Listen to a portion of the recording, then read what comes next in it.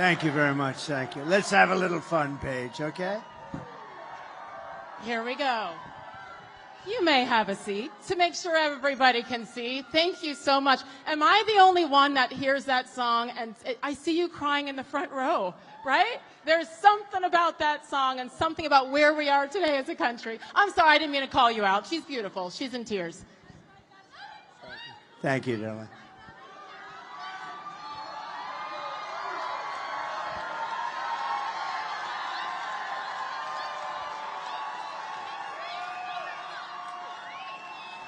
I would like to point out, and I mentioned it briefly, but the fact that Mr. President rushed here from a McDonald's in suburban Philadelphia.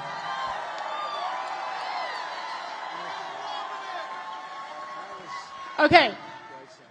You were there for a full hour flipping burgers, We the were fryer? there for a while, mostly fries. We didn't get into that. We'll have to come back for the burgers, I think, but mostly fries. And we had a tremendous crowd circling the McDonald's, and the people were great, really. The whole state, you know what I say, the whole Commonwealth is as good as it gets, right? Don't you think? The whole Commonwealth. And I just want to thank everybody. I think we're going to do really well. We're way up in the polls. We want to keep it that way. We want to keep it too big to rig, you know? It's too big to rig. We got to make it that way. But we're way up now, and we're way up in all of the polls, I think, for the most part. And we want to make America great again. It's very simple. We want to make America great again, and that's what we're going to do. That's what we're going to do. So honestly, the fact that you chose to go there today and take the time, and I heard a couple of stories of people saying, thank you for taking time for the little people. And your answer? To me, they're big people. I think everyone's, they're all the same.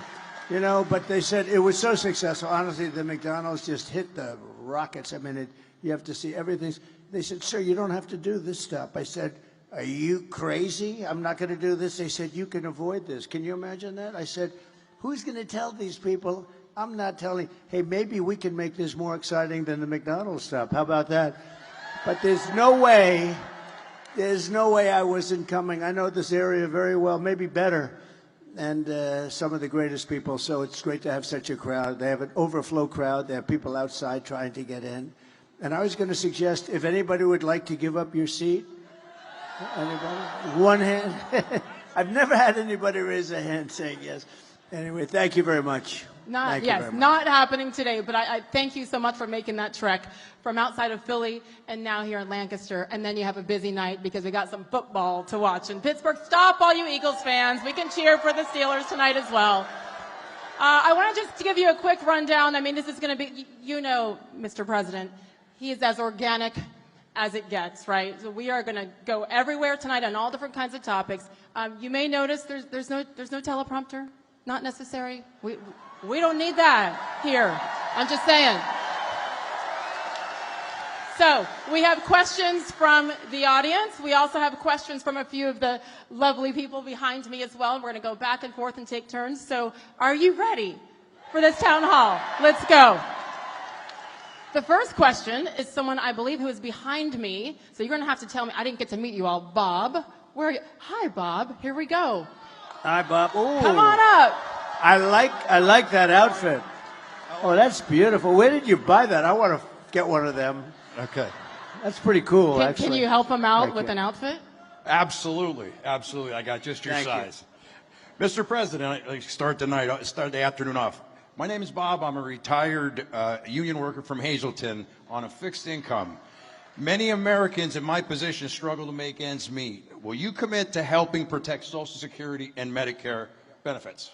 A great question. The answer is yes. And, you know, when you say fixed income, because of Biden and Kamala, nobody knows her as Harris. You know, I can't use the word Harris. And, by the way, it's her 60th birthday, so I want to wish her a happy 60th birthday. Right? No? No, happy birthday. And many more, and I mean it. So, you know, I do mean it, actually. I'm just looking at this gentleman. You don't look like you're retired to me. You look like you're in the prime. You could be if you wanted to be, right? You're doing I'm trying. Look at the size of the arms of this guy. I don't know. He looks pretty healthy. So people on fixed income have been decimated by the Biden and Harris regime. This has been horrible what's happened to them, because we had, I think in history, I think in the greatest in history, they say no, it's 48 years. But I think we had the greatest inflation just about in the history of our country. They don't include everything. They don't include interest rates going from 2% to 10, but you can't get the money at 10, so therefore it's much higher.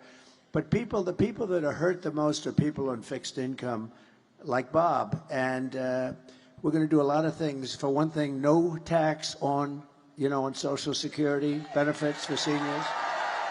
Are you getting Social Security? You don't look. What is your age? 57. You look a lot younger than that. Doesn't he look handsome? He's a much better looking guy than I am, and look at him.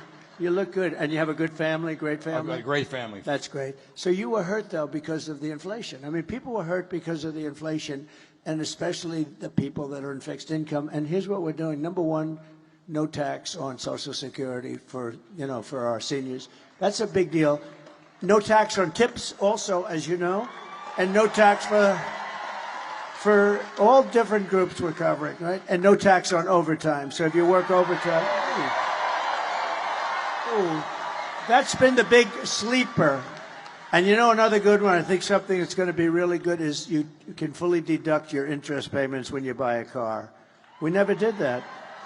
And a Wall Street genius called me up. He said, whose idea was that? It sounds pretty simple, right? But we've never done that. So you buy a car, you're going to be able to fully deduct your interest payment. That's a big deal. So you go out and buy a car. So we're going to do that for you. Also, that's a big thing. Also, very importantly, we're just going to make the economy better. Do you plan on working a little bit in terms of part-time jobs or any of that? Yes, sir, I still do. But one of the biggest things we're going to do is the economy is going to get good, but we have more liquid gold. This is what caused the inflation. We had the best, we were energy independent. First time, I think, ever. We're energy independent, and now we're getting oil from Venezuela. We're getting tar from Venezuela because it comes out as tar. We have to heat the hell out of it. And it's done. There's only one place in the whole world that can do it, and that's in Houston, Texas. So for the environmental people, that stuff is going up in smoke in our territory, and we have the best, cleanest, the most oil and gas of any country in the world, including Saudi Arabia, including Russia, Saudi Arabia, all of them. And we're going to be using it. But here's the thing.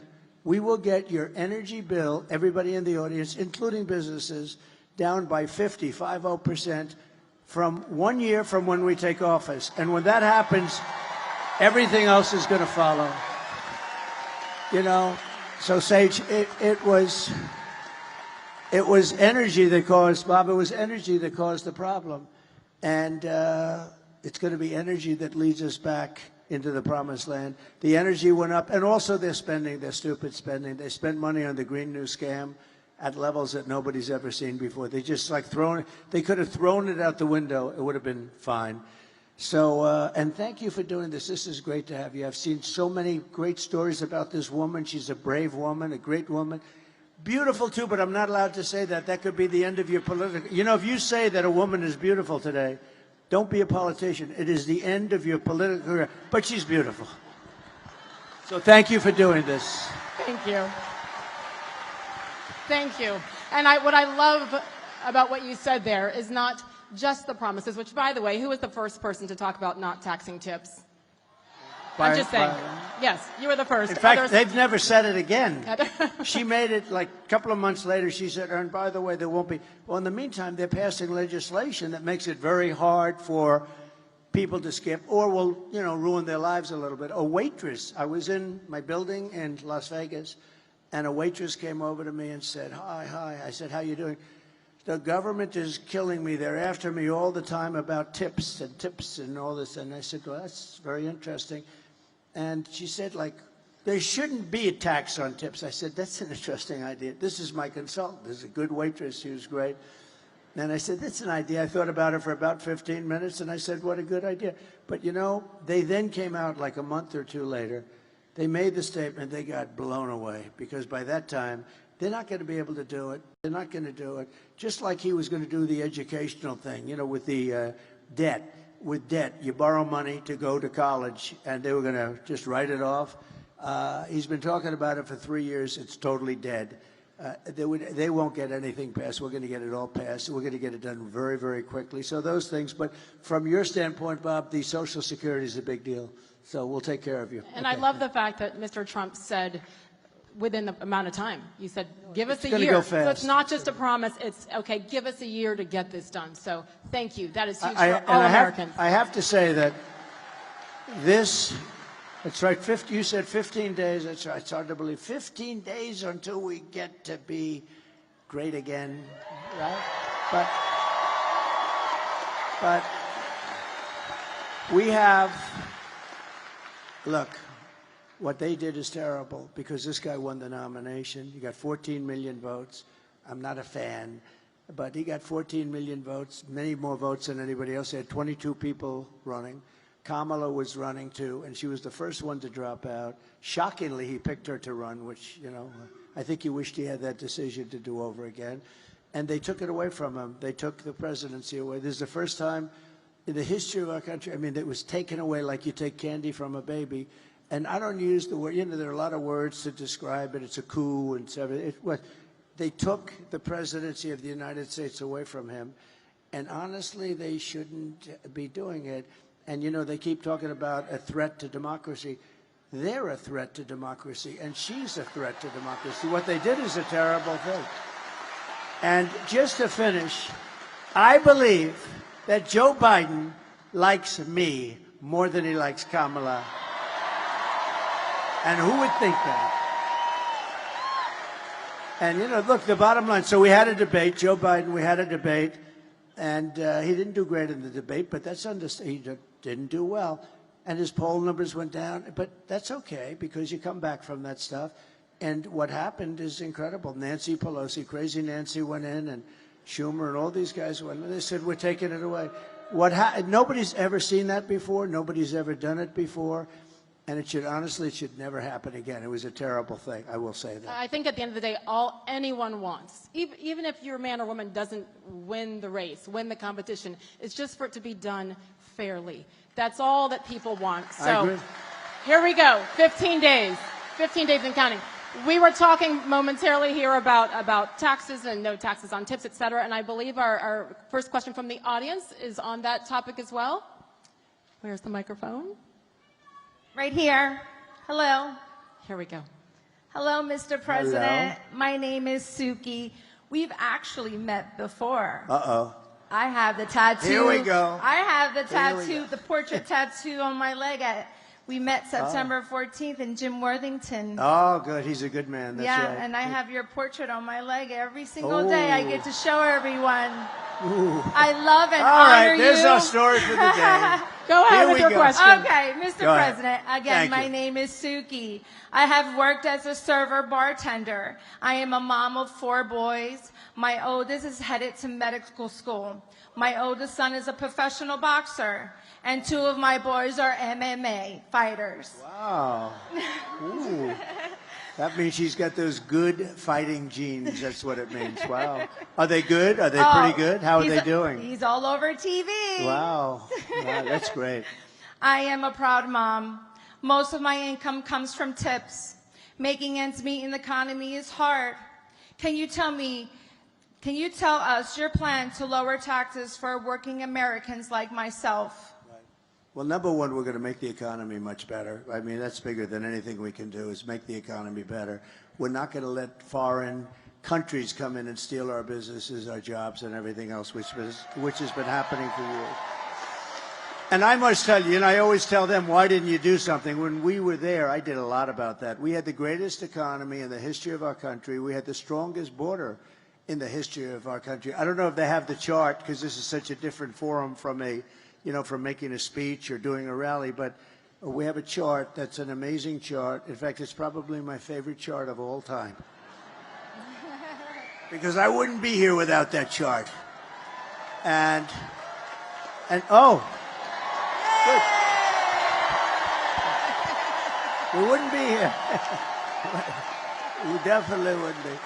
But if you take a look, see the arrow on the bottom, That arrow is my final day in office, and we had the lowest illegal immigration that we've had, I guess, probably in history, certainly in recorded history. And it was going lower, and we were going to let people in. We want to have people come in, but they have to come in legally. We have to know they love our country. They can. That's right. We don't want people coming in that were up for murder, and not only up for murder, convicted. We have 13,099 convicted murderers that were released into our country from the prison systems, penitentiaries in other countries. And the last count was 180 countries when you think of it. And we just can't let that happen. We also, drug dealers, gang members, everybody. And if you look at Venezuela, if you look at a lot of these countries where they came from, they opened up their prisons and they allowed the people to come out. And honestly, I would have done the same thing about it. It's called open borders. They heard we were open. They took them out. Thank you. Oh, it's so cute. Look at her. She's very politically wise at that young age, right? Both. These are young kids, and everybody's liking politics nowadays. Well, we better win or they're not going to like it too much, I can tell you, right? They're not going to like it. So we can't let that happen. We're going to make our economy great, and you're going to really come along with it. And all of those other things that I talked about, including no taxes on tips, all of that's going to be just something very special for you. That'll be a great thing. Thank you. And tell your boys to do great. I'll be watching, okay? Ethan Mercado, look out for him. Okay, we'll be watching. Thank you, President Trump. Thank you. Congratulations. I love you. Thank you, hon. Thank you, Suki. And I think that is something that has not been talked about enough. We will get there a little bit later in this town hall as well, but the effects on the economy because of the open border. Yes, safety, but also the financial drain and every aspect. So we'll get into that a little bit more as well. I have to tell you that, you know, if you look at the polls, they'll tell you that the biggest thing is the economy. Second thing is the border, but, you know, I think this is bigger than the economy. I think when you talk about the economy, I think you have to include inflation in the economy because the inflation's the worst we've ever had. I think it's just absolutely, you know, in the old days, they used to call inflation a country buster. You go back hundreds of years, Germany had big inflation. It was destroyed. Other countries were destroyed by inflation. With all of that, I think what's happening at our border, where they're allowing millions of people to come into our country every year, totally unchecked and unvetted, coming from prisons and mental institutions and coming in as terrorists. We have the highest level of terrorism, highest level of terrorists that we've ever had. We've never had this many terrorists come in. We had one year where and I don't even believe this myself, the Border Patrol made these charts, and in 1 year, in 2019, I guess it was, they had 0 were allowed. Now, I think it's probably wrong. It must have been some, but 0. They put it down as 0. And this was not from me. This was from them.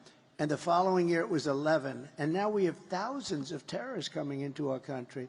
And nothing good can happen with that. Nothing good is going to come out of that. So I really think it's a big part of the economy, too. But I think the #1 threat that we have, and I actually think the thing that people are going to be voting on most is what's happening on our southern and but our southern border. And I think it's the #1 thing that people want to talk about. Yes, I totally agree. And we love that chart, too. I love we that love chart. that chart, too. I sleep with it. I kiss it when I go to bed. That's a great visual, Mr. President. Let's keep it going on the topic of safety. Our next question is also from the audience here. His name is Chris. Chris, yell out. Where are you? Here we go. Same spot as Suki. Hi. Hi, Chris. Hi, Mr. President. Thank you for coming to Lancaster. As the Lancaster County Sheriff, I'm committed to upholding public safety and reducing crime in our community by working closely with local law enforcement and other partners. How does your plan for law and order in your next term support local sheriffs, like myself, to ensure we have the resources needed to protect our communities? Great question. Are you the current sheriff? I am. Yes, yes, sir. Very good. Wow, that's pretty good. You look like it. That's pretty good. Can I, real quickly, this is a statistic that I know you know, Chris. In the Commonwealth, 49 of 67 county sheriffs have endorsed Donald J. Trump. I was one of them. And the rest are coming because nobody's endorsing We have the endorsement of almost every law enforcement agency group in the country, so it's good. They have none. I don't think they have any. So thank you very much. I'll give you an answer to that. So we have to protect our law enforcement. We have to indemnify them against the bad things. You know, if you do your job well, oftentimes they go after you. They want your house. They want your pension. They want to fire you. They want to. We can't have that. We have great people, and we have people that have to be given back their authority and their respect, because our cities are blowing up. We had the worst crime that we've ever had in the last year. Remember the other day, pretty recently, we were at the debate where I was debating with David Muir of ABC Fake News. And I said, we have crime at a level that we've never had it, and a lot of it's migrant crime now. The migrants are coming, and they're causing crime, and they're tough as hell, and they're causing tremendous. They're taking over like Aurora and in Colorado, and I mean, they're taking over buildings. They're in the real estate business all of a sudden, but they're vicious people, and they're taking over. And he said, no, the crime is down. Crime is down. I said, crime's not down. No, it's down. The following day, they released the figures, and crime is up 45%. And I haven't gotten this guy, David Muir. Everything I said, I said, who am I debating here? I had two of them from ABC, and I had her. She was the easy one, but they were terrible. They never questioned her on one thing, but he said, crime is down. No, crime is way up. And the FBI, we have to look at this, because the FBI put out charts that crime was down initially, because they didn't report certain little areas of the country, like the worst areas in the country for crime. And it turned out that their stats were very wrong and very misleading. But he was wrong, because it's up like at least 45%. That's an incredible. You take a look at Venezuela, take a look at some of these countries that are taking all their gang members and their criminals off the streets and giving them to us. Their crime is down 40, 50, 60, 70%. So we're going to give you back the dignity and the respect. You know, we have great respect for you, and we're not going to let this happen. You can stop crime. You just have to be given the go-ahead. You go to Chicago, you go to a lot of cities, and they rob a department store, and guys are walking out with refrigerators. They have it on their back with two friends, and air conditioning and everything. And they literally are stripping, and the police are standing outside, and they're shaking out of anger because they really want to do something, but they're told to stand down, and they're watching these criminals walk out. We're not going to have that happen. We're not going to let that happen. So thank you very much, Sheriff. I appreciate it. Thank you. You know, I think, unfortunately, since you left office, and certainly 2020 and COVID and George Floyd, I mean, it has been tough, and that's why I think we're all so grateful for the men and women in blue, because you do put your lives on the line every single day. So thank you, Chris, honestly, and for being a leader there. But I'm sure that is something that these sheriffs have to worry about, to encourage men and women to come back to the police force, that they will be supported on a federal level. It's become more and more dangerous. I mean, I visited a great family in Long Island where a policeman who was killed said, please open the door. They opened the door and they start firing. The windows were darkened. They opened the door and they start firing. There's not a thing you could do, even if you were allowed, and they're not allowed, to open the door with a gun in your hand. You're still not going to make it, because you can't beat that kind of speed. I mean, he's got a gun. And they started firing. He died. I went to the funeral. He died, and I paid my respects to the most beautiful family, and they can't even believe it. But the wife was telling me that she was so afraid it was going to happen. And things are happening today. It's a very dangerous profession. Of course, being president is a very dangerous profession also. You know, we were going over that the other day. 0.1% of race car drivers, that's pretty dangerous, right? 0.1% race car drivers die.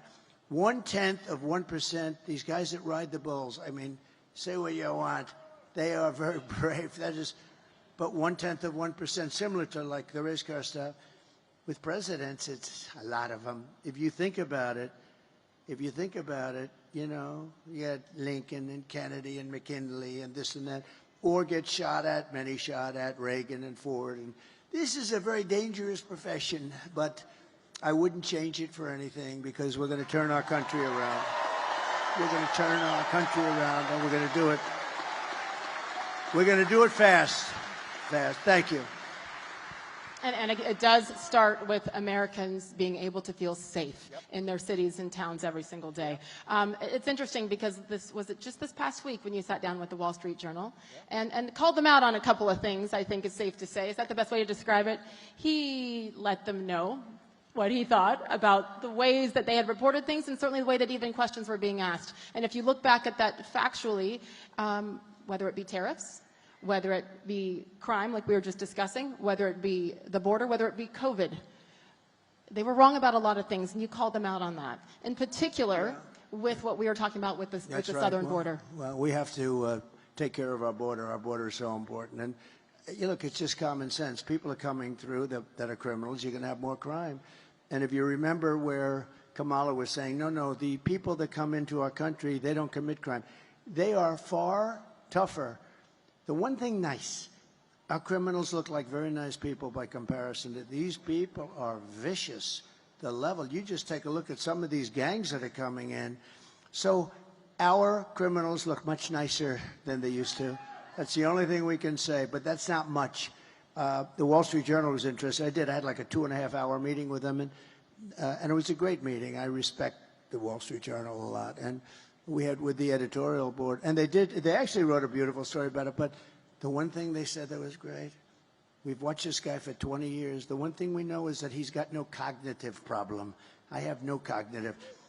She may have a cognitive problem, but there's no cognitive problem. It was nice that they actually said that. They said, if anyone has any questions, we were grilling this guy for 2 hours or 2.5 hours. Got no cognitive. In fact, if anything, he's maybe better. I don't even know if I like this. Maybe he's better than he was 20 years ago. So anyway, no, it's, and I actually call for a cognitive test for all people wanting to run for president. I think not based on age.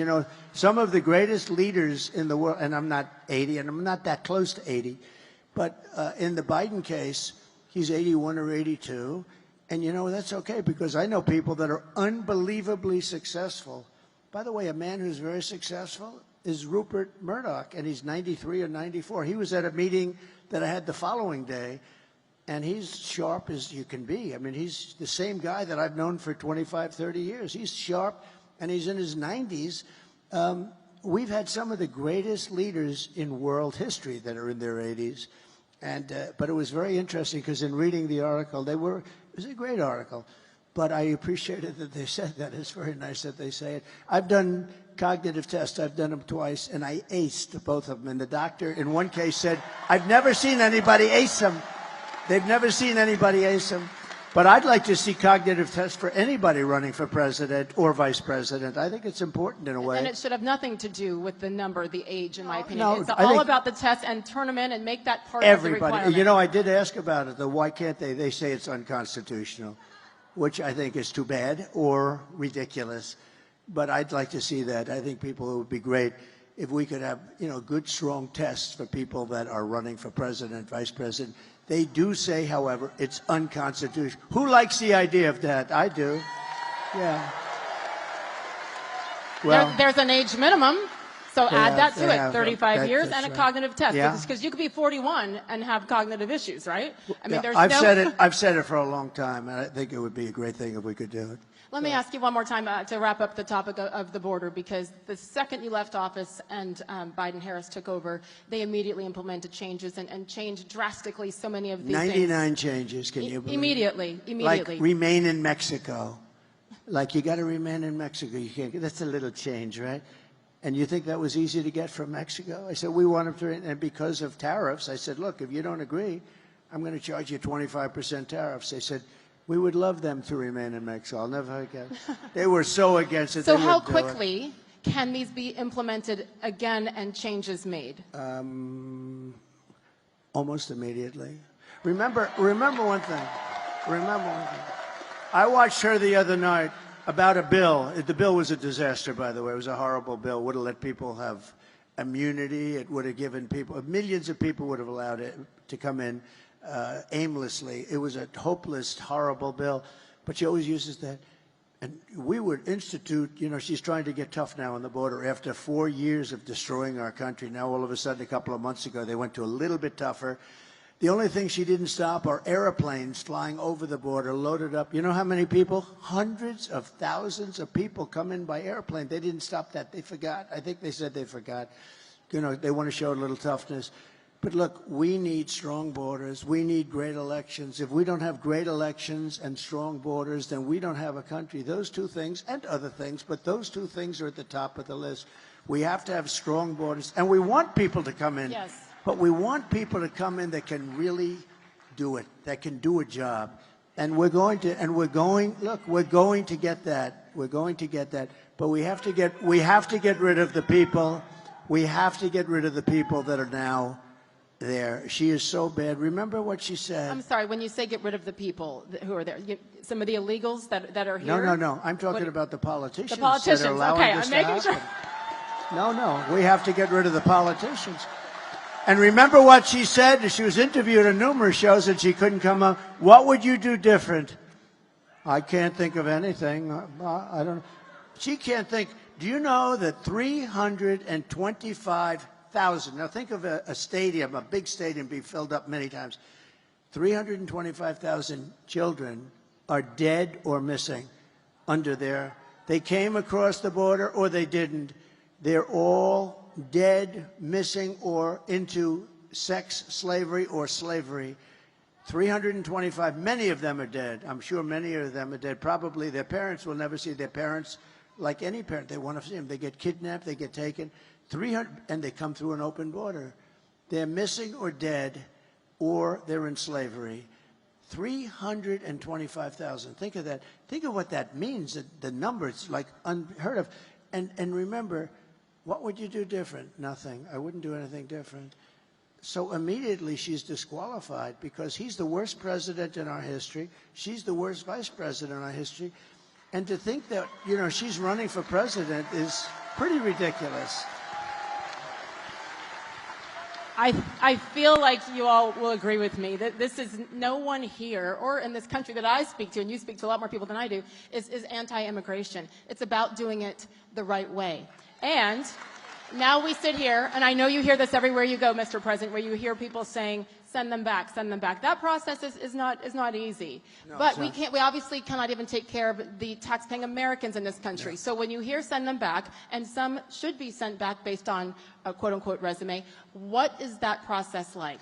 So let me just tell you, again, it gets down to the sheriff and local police. They know everybody in town. They know their names, their middle names. They have serial numbers. They've got everything. They know everything. They know all about these horrible criminals coming in from Venezuela, coming in from Colombia. They know everyone. Local police. The local police will work with others. And look, from a practical standpoint, it's very tough because there'll be one woman with two beautiful children who gets brought back, and there'll be tears, and the Times and all these crazy newspapers will do stories about one person when you're, you know, so it's a very difficult thing. But we start with the murderers. We know who they are. We don't know everything about them because they've been let in without being vetted.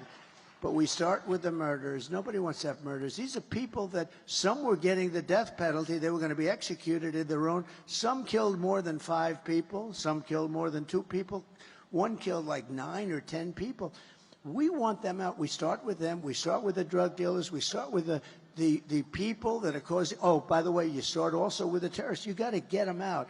And then we start figuring out what the hell we're going to do, because what they've done to our country, what they have done, and I'll tell you who is affected most, the black population, the Hispanic population, because their jobs are being lost. People that had jobs for years are losing their job now to people that came into our country illegally. So that's a really, and they're starting to see it. You know, the black population over the last short period of time, their numbers, their unemployment numbers have just skyrocketed. The reason is people coming into the country illegally are taking their jobs. So, and I'll tell you what's going to be affected very much are going to be unions. But you're going to see things happening that are just, it's just too much. In one town in Ohio, a town of, think of this, a town of 52,000 people, they put 32,000 illegal migrants in this town, right? 32,000 illegal migrants into a 52,000 people town. In Aurora, they have people that are running in and walking down the streets carrying weapons. And the landlord to the building is saying, I don't know what I'm going to do here. They're collecting the rent in the building for themselves. I mean, and this is happening all over. This is happening all over the country. You know, we mentioned a few different places, and a lot of mayors don't want to talk about it because it's bad for the reputation of the state and the town or the city that they're in. But look at New York, what's happened. Look at Chicago. Look at Los Angeles, what's happening. Our country's being destroyed by incompetent politicians. And, you know, all they have to do, remember this, when they say a bill, she always said the bill wasn't passed because the Senate wouldn't want to go against Trump. He called. It had nothing to do with me. The bill was no good. But listen, all the president has to do is she gets to the White House, wakes him up. They call because if it's after 4 o'clock, he sleeps after 4 o'clock. Get him the hell down to the Oval Office and say, President, sign the bill. All he has to do is say, the borders are closed. Tell that to the Great Border Patrol. The borders are closed, and those borders, that's what I did. I didn't have a bill. I had the best border maybe ever. I didn't have a bill. I just said, close the borders now. And they were closed. You don't need a bill for that. They have been saying that for years now, that they needed to get it approved in Congress and all. You don't need a bill. I didn't need have a bill. I didn't have a bill. I said close the borders. You know, my father used to tell me when, like, we'd hire some guy and, sir, could I have a letter of authorization that I got this job? And my father always used to say to me, you know, son, every time they need a letter, they never work out to be any good. The guys that don't need a letter, those are the ones that you want. Because when they ask for a letter, that means they don't have it. This guy, so what happens is you call up the head of the Border Patrol, you call up the group, and you say, effective immediately, the borders are closed, and they close up. And that's what I had. I didn't have a bill. I closed up the borders. And the billions of dollars that are being spent across the country to pay for the education, the health care, the rent, the insurance for illegal aliens can go to Americans, can go to minorities, can be spent on veterans who are on the streets homeless. So I have hope, and we're going to hold you to this. But, you know, it's not financially feasible or sustainable for us to be paying for hundreds, not for hundreds, for millions and millions of people. It's estimated now that the real number is over 21 million people in 3.5. 21 million people came into this country. Many of them are seriously bad people. And that's why the graphic is the best graphic ever. I was wondering who that was. It's the fake news. No, these guys are great. These are the photographers. When they take good pictures, I like them. When they take bad pictures of me, I don't like them. They usually turn out to be not so nice, but that's okay. Here's a man. Pulitzer Prize, Doug. Pulitzer Prize. It's the only thing good about the New York Times is Doug. Pulitzer Prize, everybody. Pretty good. He's good. He's a good guy. They're all good guys. Very talented guys. Good. Yes, we pay extra close attention to any movement up near the stage. I was wondering who's coming in. I was looking. I was getting ready. Put up your dukes. Here we go. Here we go again, yes. Back to the audience. Where is Paul for a question? Good evening, I got to get Mr. to work. President. He's behind me. Hello, Paul. All right, Paul, let's go. Hi. You ready? Yes, ma'am. And to kind of talk a little more about the border, my name is Paul, and I served in the United States Army and the Pennsylvania Army National Guard. Thank you.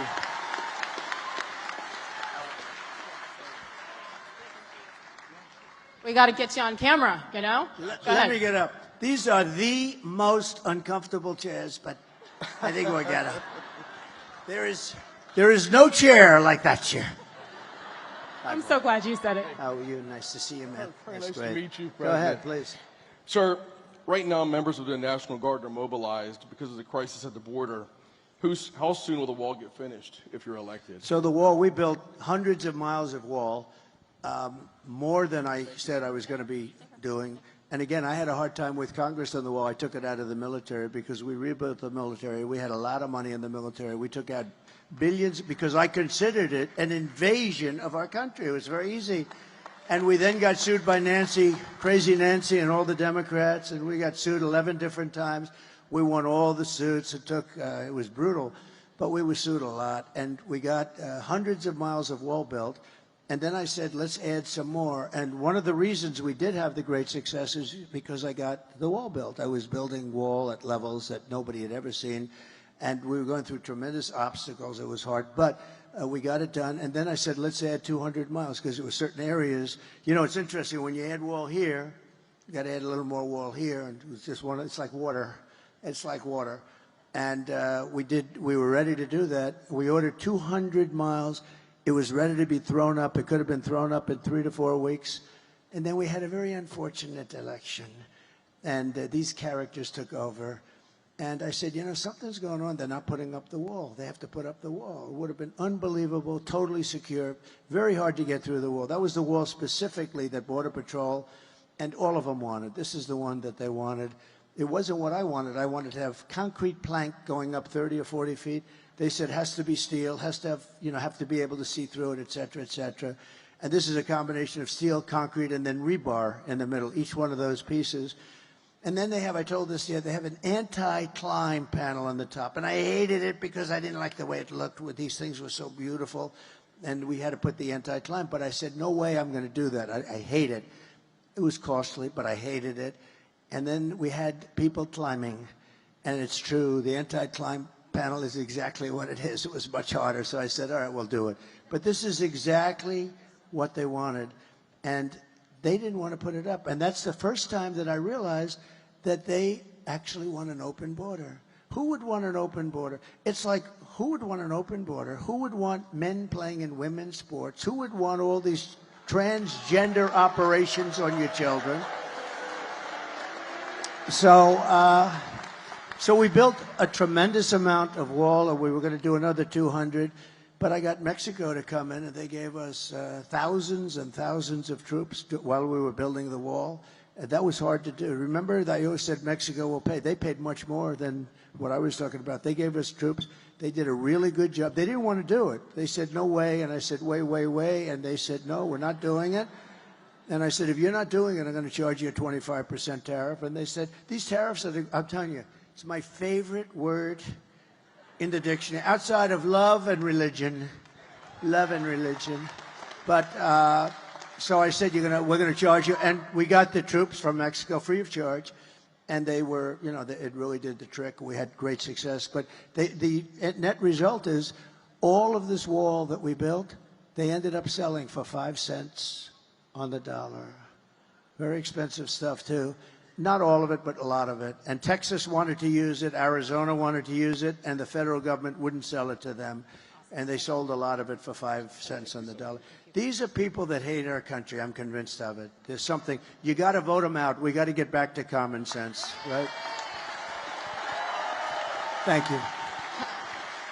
How immediate is that process? We talked about sending certain individuals back. How immediate is the wall process? Can they begin building right away? Yeah, the wall. Yeah. I've become very good at building walls, actually. Remember, there's only 2 things that work. Everything's obsolete. Other than that, see their cameras? Look at these beautiful cameras they have. In 2 weeks, they'll be obsolete, right? Everything. The computers are going to be up. 2 things. What are the 2 things? Wheels and walls. They're not obsolete. They always work. And you can always have a wheel and a wall, right? Look at her. She was the one that was crying. If she was crying, that means she likes, you like Trump. Look, she's crying again. She's crying again. Here we go. Stand up, show everybody. Oh. Very nice. Thank you, sweetheart. Are your friends as passionate as you? Yes, well, oh boy, I'm glad they have those good seats. Thank you, darling. Appreciate it. Thank you. We call these, don't we call these happy tears? These are happy Those tears, are of course. tears Yes. that are happy tears. Okay, let's keep it going. Olivia, I'm not sure, is Olivia in the audience or is Olivia on stage? Hello, Olivia. Come join us. You get to stand in the middle here. Go right ahead. Good evening, Mr. President. My name is Olivia, and I'm a first-time voter from Stevens and a college student. Based on the inflation and weak job market, it seems like a big stretch that I'll ever be able to own a home. What is your plan to help bring down inflation and make life more affordable for Americans like me who are just starting off?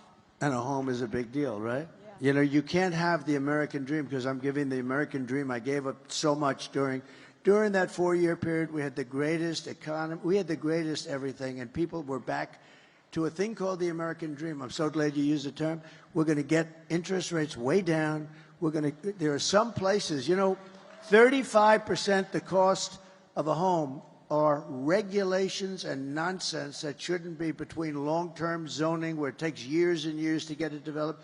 We're going to take a lot of that out. I did, and they put a lot of it back in. The environmental approvals are terrible, just terrible, so ridiculously bad.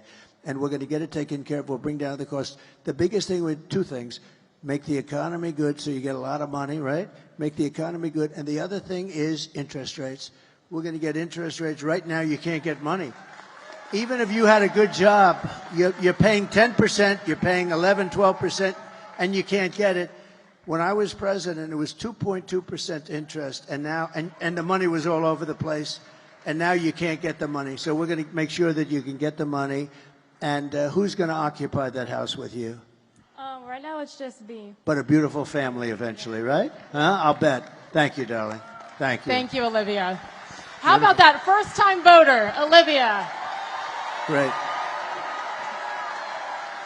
Gets to ask the president a question. You go, girl. Good job. Let's keep it up. Ready? Where's Ty? Ty. Hello. Come on up here, too. Right in the middle. I like that. You like that, everybody? Should I do it? Should I do it? What do you think? Should I grow one of the goatee? She said yes. Why not? Come in. Thank you very much. Looks good. Good evening, Mr. President. We'd like to first thank you for being here and taking questions from us. The people of Carbon County would like to thank you for your service and commitment for making America great again. My name is Ty. I'm a small business owner. I've seen the detrimental effects of Kamala on the war on coal and rising energy costs. When you were president, the average price for gas around here was about $2.50. Today at the Wawa on the corner, it was $3.34. That difference over 4 years adds up. What is your plan to help businesses like myself, especially with the cost of energy? So we actually had, and a big thing is going to be the cost of energy. Energy is so big, it's so like amorphous, it's all over the place. If you make donuts, it's the stove and the truck to bring them to wherever they're being delivered. The biggest thing is energy with this, with what you're talking about.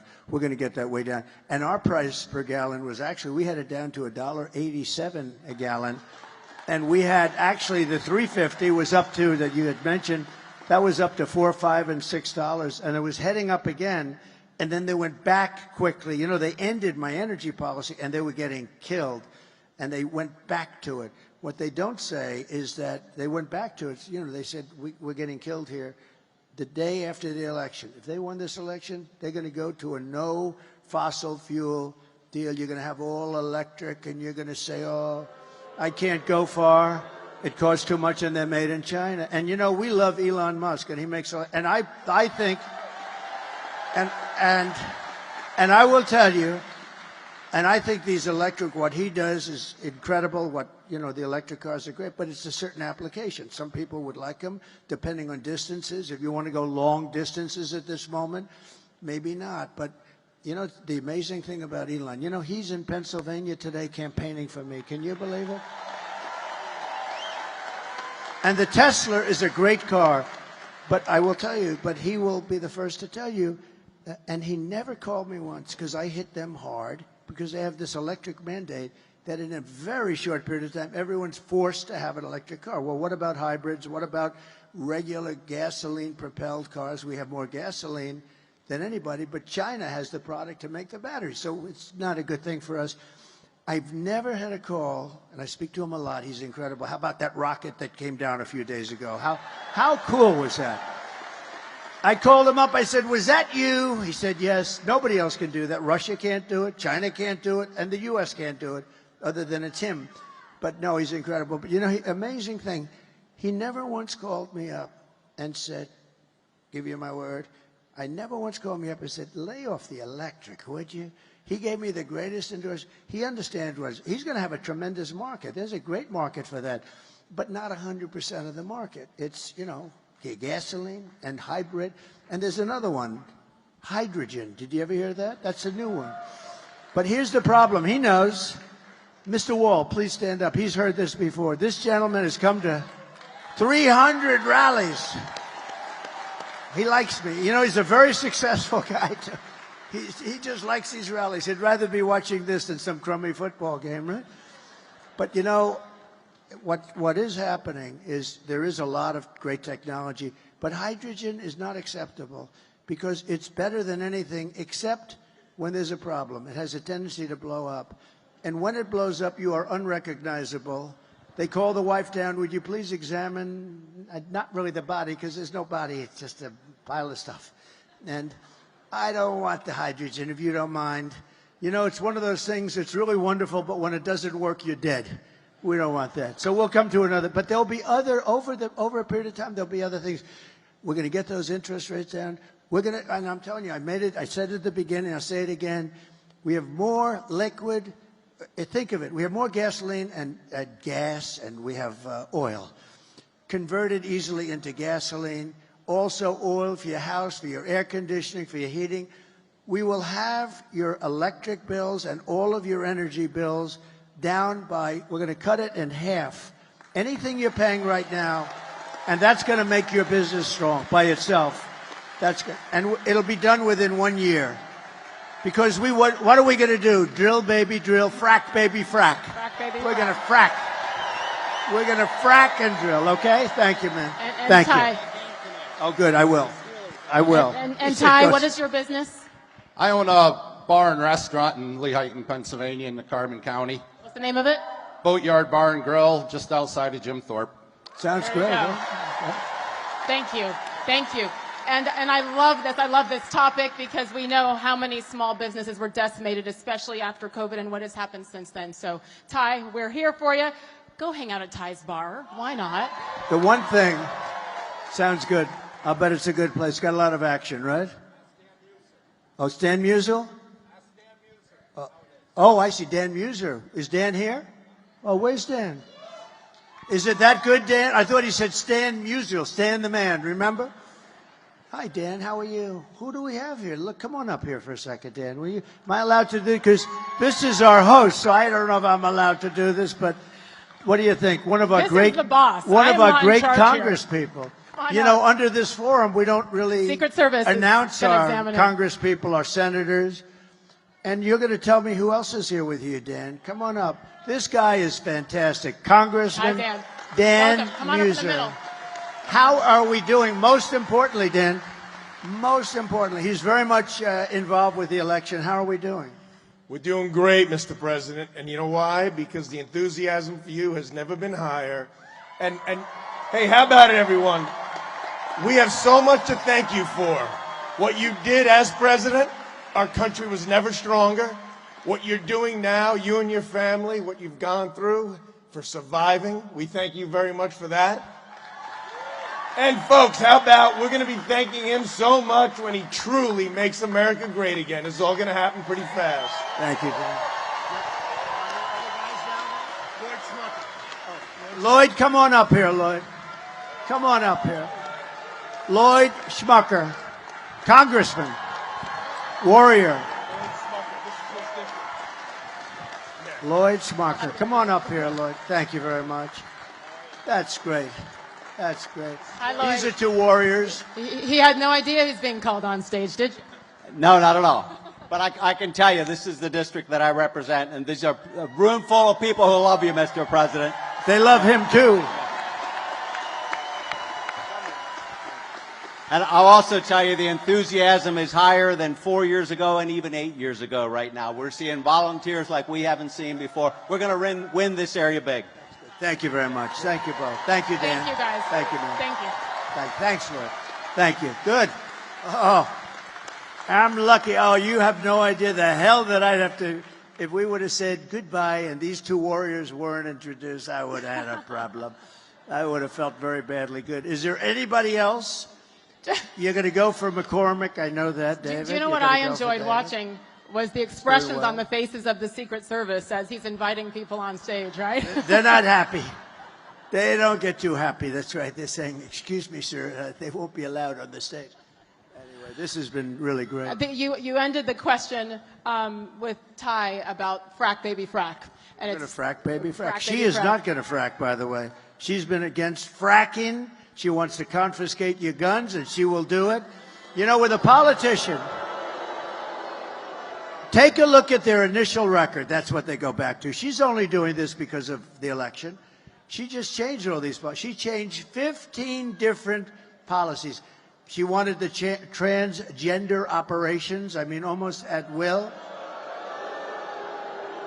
And a lot of them, though, the taxing. She wants to do a capital gains tax on, think of this, on unrecorded values. Think of this. If it goes up, you don't have any cash, it goes up, she'll put everybody out of business. She wants a capital gains tax that's going to destroy the country.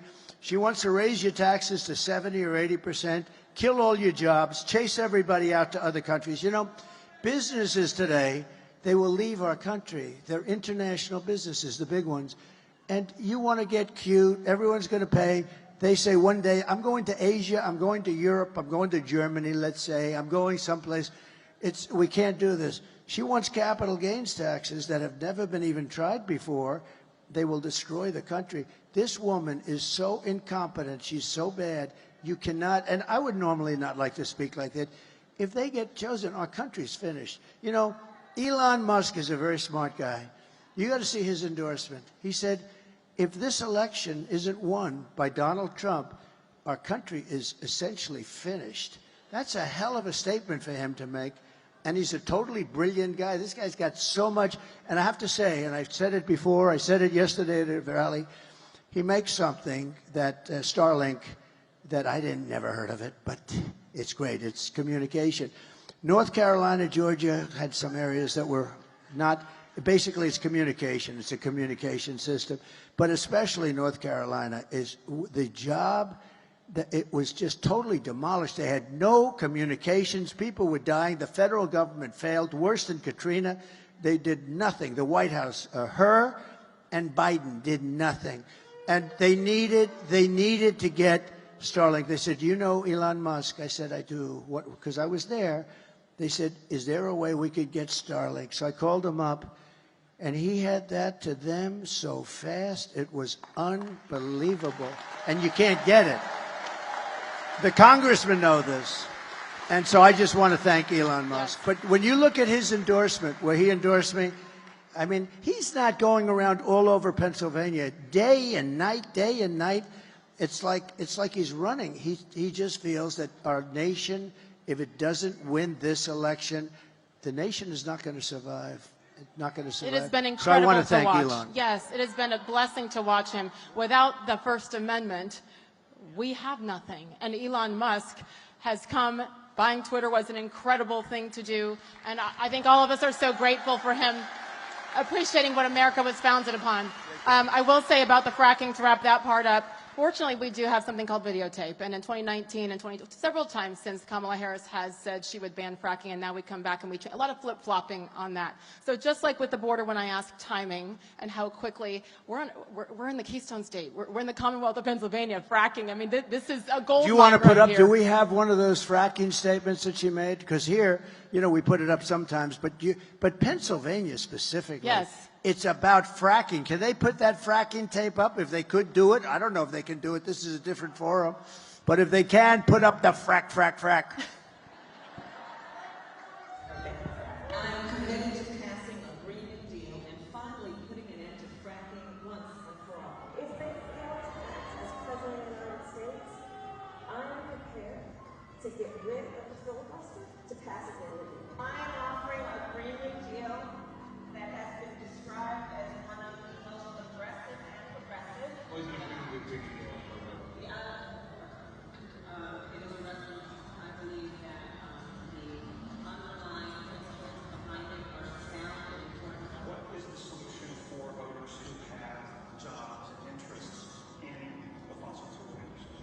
Give people workers an ability to transition into good jobs and a good career. Of course he's going to do this. I know the cost. So there you heard it. Good job backstage. Give me my watch. I said, give me that fracking statement. No, she doesn't want fracking. She's never wanted fracking. And by the way, she destroyed one of the greatest cities in the world, San Francisco, destroyed it. It's not even livable. She destroyed it, and she destroyed, along with Gavin Newsom. Have you heard of him? Terrible, one of the worst governors. He'll go down as one of the worst governors in history, Gavin Newsom. But the two of them destroyed California. How do you destroy California? The ocean, the temperature, everything is, it's like a perfect place. They're destroying it. They had more people leave it, think of it, than come in. First time, I think, ever.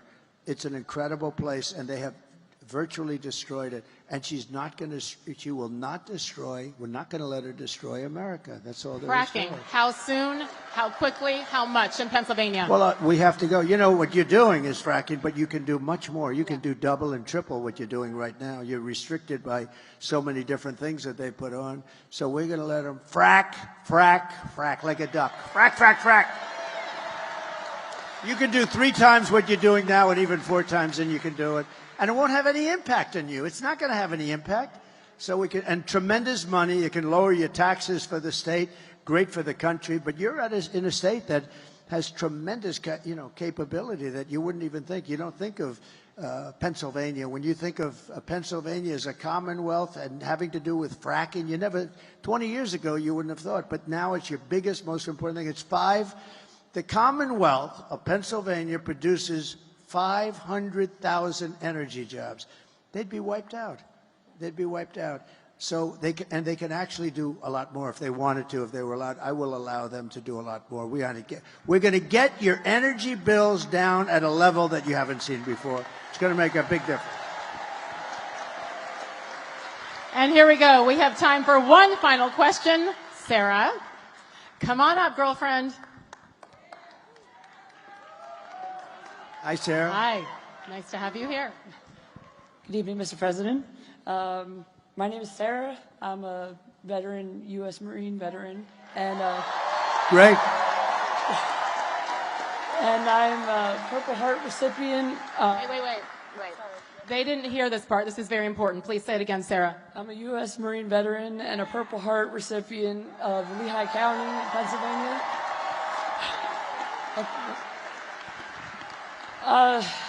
Many veterans face significant challenges such as accessing quality health care, mental health support, and transition assistance back into civilian life. Will you commit to making the VA Choice program that you open up permanent?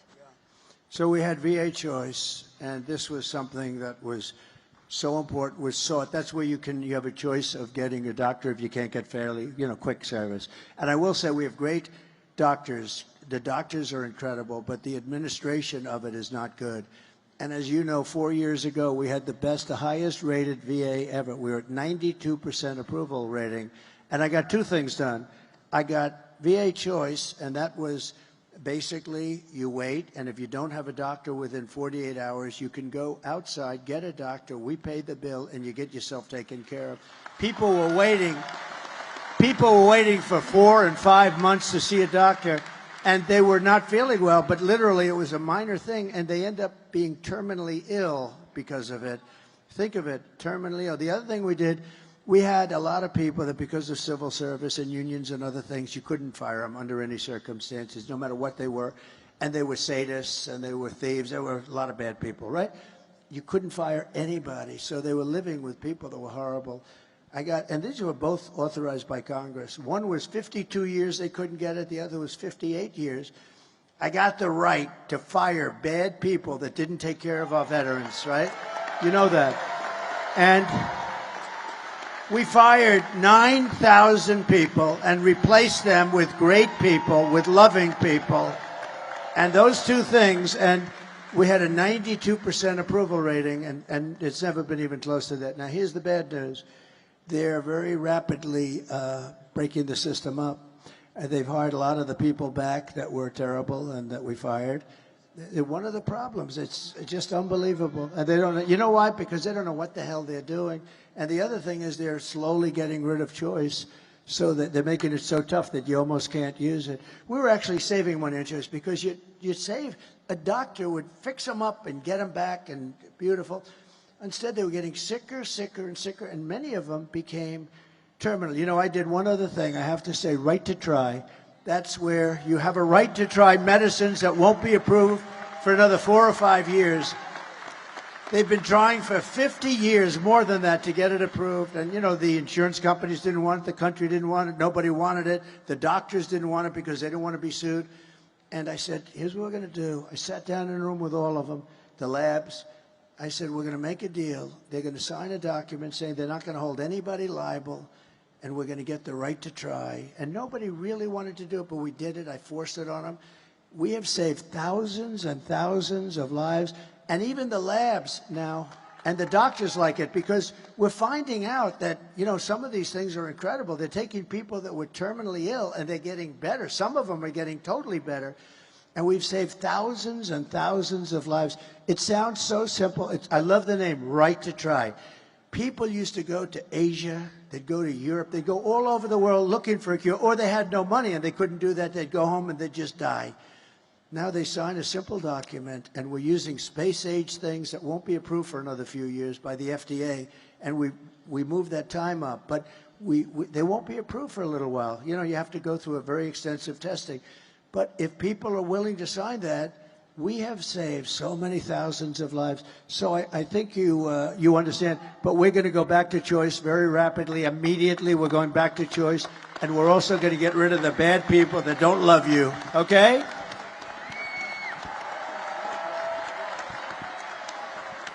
Thank you, Sarah, and thank you for your service. My goodness. Army brat here. That's where our roots are. Our servicemen and women, our first responders, that's where it is. And so thank you, Sarah. Thank you so much, and congratulations. I want to wrap up on this, if I could. I had the opportunity a few months ago to talk to your lovely daughter-in-law, Laura Trump, on my show. She is incredible. She's an incredible woman. She is obviously so committed to bringing you back to where you belong. She's an incredible mother. I've been traveling with her a lot lately, and she's amazing. And one of the things we talked about on my show was the why with you. Because you have a lot of other things you could be doing right now. Your bank account looks pretty good. You have a few golf courses around the country. You have a few buildings here and there.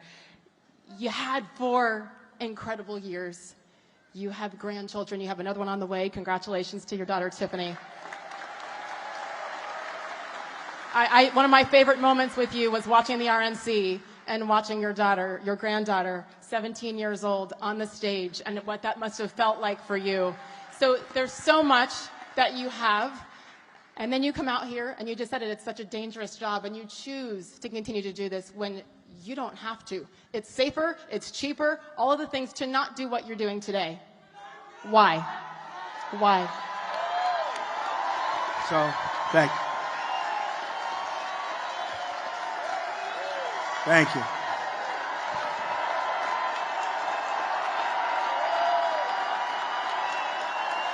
Thank you. So, I probably am asked that question more than any other question. They say, thank you. Thank you very much. Thank you, everybody. I think I'm asked that question maybe like, why do you do this? Or if you had it to do again, sort of a similar question, would you do it over? And the answer to that is so easy and so emphatic, yes. But the reason is, I was saying to, you know, in a sort of kidding fashion the other night at a rally with these great rallies, and I was saying, you know, I didn't have to be here.